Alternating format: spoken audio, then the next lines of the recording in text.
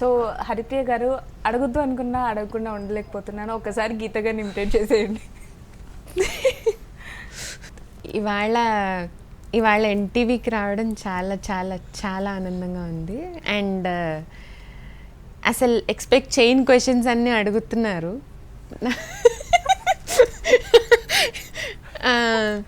ఇంకొకటి ఏంటంటే, యూజువలీ ఈ ఇంటర్వ్యూ మీరు ఎంత అద్భుతంగా చేస్తున్నారో అర్థమైపోయింది. అండ్ ఇంతకు మించి నేను మాట్లాడితే గీతకు వచ్చి కొడుతుంది. ఓకే, గీత గారిని ఇమిటేట్ చేశారు, కానీ నా గురించి చెప్పినవి నిజమేనా? ఇక్కడ చెప్పినవన్నీ నిజమే. ఓకే, సో గీత గారు నాకు ఫేవరెట్. నాకు కూడా.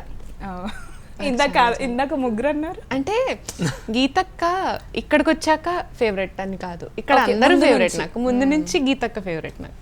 సూపర్. మరి గీత గారి పాటల్లో నుంచి ఒక పాట పాడతారా?